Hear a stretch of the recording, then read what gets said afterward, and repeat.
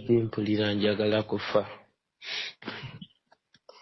JB ono baby Deo. Ampuli. Kuwulira tekigamba. Bambi njagala kufa. Ndi mu vibe ez'okufa naye ng'ebyaddala njagala kafa. Ate nfe nga nfudde ne bakyali bange mikwano gyange abantegeera ye JB. That's why mpulira njagala kufa. Na nina kusembayo nga njogedde naawe. Era ndisembayo nga njogedde naawe mu kufa kwange. Nange mpulira njagala kufa JB.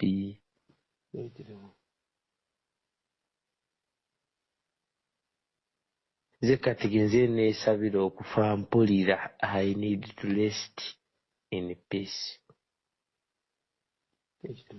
Mpumule mirembe. For sure. Kati bino ebintu oyinza obitwala ng'omuntu n'essaawa ze tulimu zino ssaawa 8 zigenda mu mwenda mpulira njagala kufa. Naye mu kufa kwange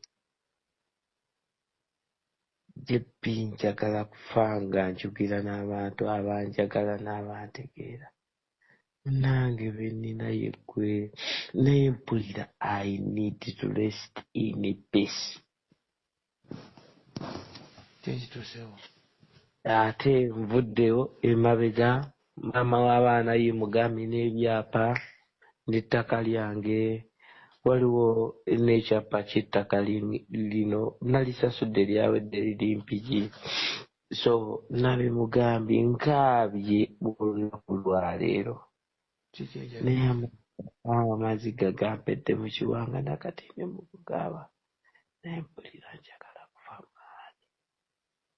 I need to let in peace.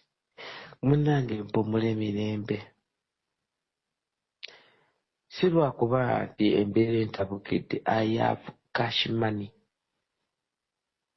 Even I have cash money. Era bw'oba osobola vuga enkya piki yo ojje wano. Nga sinnafa olabe cash money gwe nina mwogi muno mwogi. Cash money. Ogenda musanga nga waddala. Naye I need to rest in peace. Kale mpumule mirembe. Nga nange nzikakanye. Kyova olaba kati njogera ne bakyali bange. Kati nsiibula I need to rest in peace. Mpulira njagala kufa.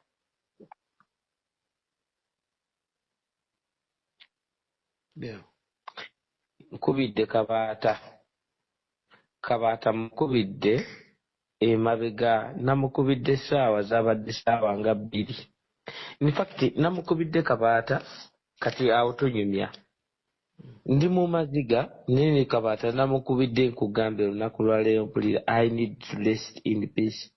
Kati kabaata namukubidde essaawa zabadde nga 4. Kabaata nebimugamba. Naye ye teyategedde ngenda kufa ntya. Naye mu bantu benjagala bambi ne kabaata mwagala. Kyekyamunkubizizza essimu nasoosere mukubira ku ssimu eyasoose bambi. Kakati kabaata ne munonya ne ku ssimu ey'okubiri n'ebyabaddewo ebyate emabega ku ssaawa 4. Emabega ku ssaawa 4. Ate nga tetunaddeyo mabega nasiimudde ennyumba yange. Twayogedde ndi mu kusiimula nnyumba ng'essimu twogerere ku kutu n'amaziga gampitamu. Naye I need to rest in peace. Nga nsibula bakyali bange benjagala mu bulamu. Twayogedde byonna ne kugamba no nze nkuba nakyeyo ate nga nkikuba mu maka gange. Even I have money, nze ndi rich man. Man, I have cash money. Nina byonna. Kale Katonda byantondera okuba nabyo ku nsi munnange yabimpa. No. I need to rest in peace. Ngaze. Kati obwo obudde bwe twabaddemu emisana twayogedde n'enkwerekereza nga naawe okooye nange nkooye gomanye essaawa zinayogedde naawe ejjebbi emisana ojja kujjukira nga kigambo kimu ku kimu naye I need to rest in peace nga siina nsonga nti kino kye kinneme naye ate era ensonga njirina kati eno ensonga ate yegenda yejagaza nze nve mu nsi muno kyova olaba y'ensonga ate gwe nino gigamba yeggwe jjebbi naye ŋŋambye leero mukazi wange njogedde naye essaawa zibadde 3 oyo ssaawa 3 hours akaabye akoze byonna naye I need to rest kale mpummule kubanga byonna mbikoze bwe tuba tunoonya ssente nzirina tuziwa noono omwana ne batubba naye byonna mbirina even ayabu era singa osobola n'okuvuga piki yo nga bwe wandeeta wano ayabu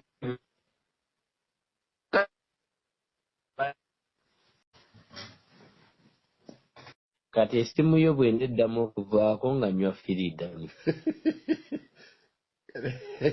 naye nga siiyo yevaako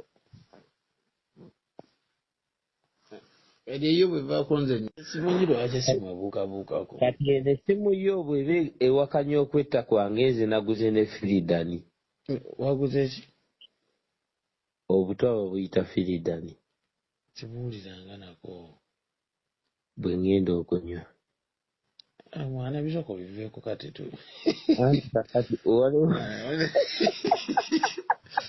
naye ngaokimanyi oli mukundo kyalinga mwana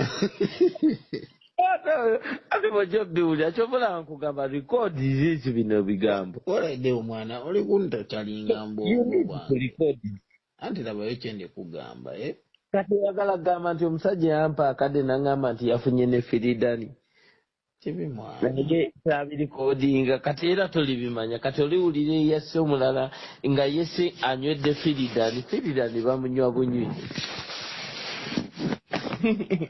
kati nange nakafunya akakipa ka firidani wulira gy'oli wejede twakomye olina kugula bbiya kati ulya byewaguze ebyaki ebya firidani anti bonywa kalya kati kansoke nkubulira singa waki waguzeemu viini ogambye ta kati viini ye wamunywako ata oli viini gwe bagaba mu kyaki ku kagaati kati abakola viini nebya viini ne mukoowa nga tatamiiza naye ng'ate mwenge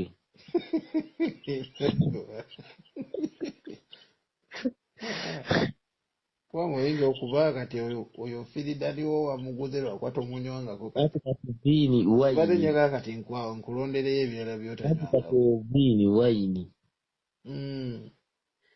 kati bali abasajja bakola viini be basinga okutamiira naye bateekawo okumanya viini atamiiza ali 40% ye viini era bamukoza mu kagaati tebaagala kutamiiza nnyo gwe ndiga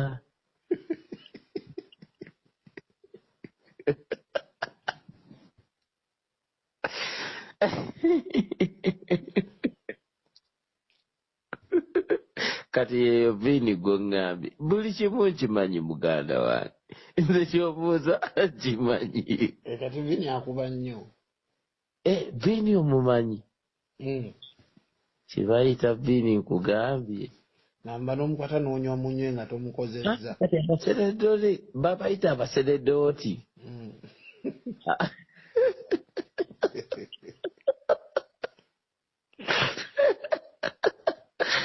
abaseredooti beeyagaliza ebyamasanyu esimu ero gy'okozesezza ebyabantu baliwo mugezaako kukubira Ni wallahi mwana. Mwana jebize ngenda kwetta. Nze tugenda kufa musujja naye ngenda kwetta maani abantu balina. Leo. Sure, Kakati. Ntegedde. Kubanga ekigenda okunettisa yavu kashimani.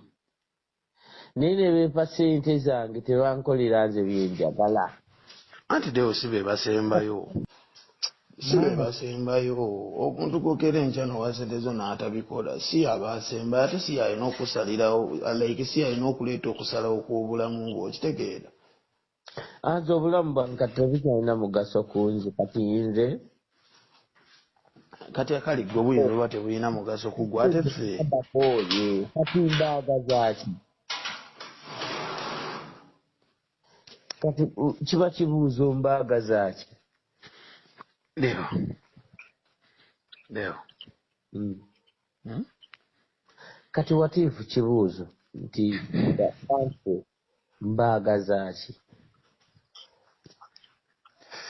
Ate bampadde budde. Tebawuliriza bye mbagambye. Anti tebasiimye. Tebakoze kibayita to appreciate. Anti Deo program gye tubadde tubala twakagitandika. Osegeera. Ati gwe jebbi tolina musango kyokoze kyova olaba nkugamba ebigambo bintu n'okubirikodinga birikoodinga. Kati nze nentuka nenkugamba nti gwe ngamba kyenkoze. Okunyumya wali eri nga ndi mu kofini. Nga gwe obateeramu buteesi. Record this one. Ebyogera biruma naawe. Record. Obuugaane nga naawe tonjagadde golowooza nnimba. Ate kati olowooza ki lwaki mba ndowooza ebyo naye kyenkugamba nkitegeeza. I'm not pretend obulamu bw'okupretendinga bubi. Kirungi kupretendinga mu bulamu obwo. Ng'ogamba nti oli kino ng'ate tokiri. Kitegeera. Nti oli w'amaanyi ng'ate oli munafu. Jebbi for example kanjiteeke ku ggwe ate malenjezeeko. So you need to record these ones. Jebbi oli musajja w'amaanyi. Naye omanyi ekitegeeza okubanga omuntu akuyisaamu amaaso agayu Jebbi nga nze bwe nkumanya n'amaanyi go eyakola kawanga yogera bazanga abantu ne bazaagala naye baali bampadde baali bankoledde ki mu bulamu bwabwe. Kati ate ngenda kufuuka omuliro mu Geyeena. Kati ngenda bakumira ekyoto mu Geyeena. Akubooja. Kakati nze bagendere mbalindirire nga buli ajja asanga nze nakumye ennaali.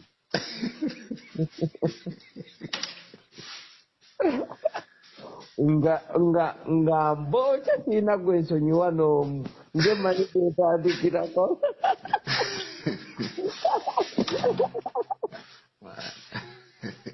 Nge manyi buli ajja nga ndaba nti gwe wabikola otya bye nakola ku nzinde kati ngenda kubookya kati ke ngende.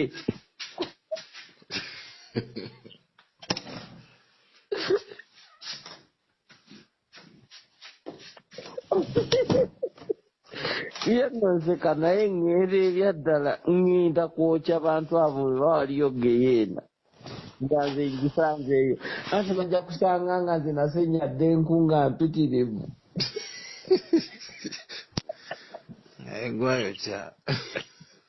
Nga buli ajja ngamba gwe wakikola otya eyakikola obulungi nga ngamba yasanzeeyo nga mugamba gwe dda wali tolina buzibu. Kati ngenda kubakuba ennaali ate mugenda kati wenjagala okgenda.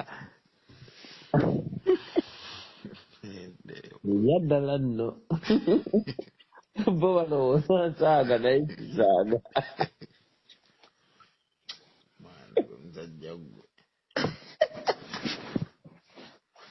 Olina ebibuuzi byange wulira by'oyogera. ate nkubye layini endala ate notandika okwogera ebigambo mwana lwaki oyogera nga atalina maanyi.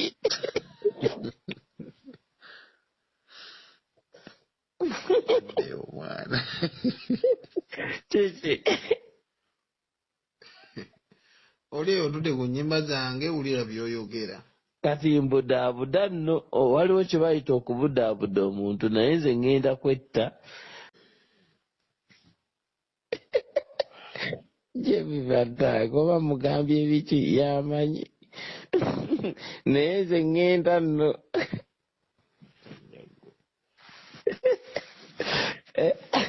nze ŋŋenda kyobalaba nkunoonya n'ekiro zizino saawa tulina mu 10 oba 9 kitegeeza gwe wantegeera nange nenkutegeera abalala bafuluuta mbitegeera naye gumanyi okuba nga olinda ekyaliwo mukubaganya birowoozo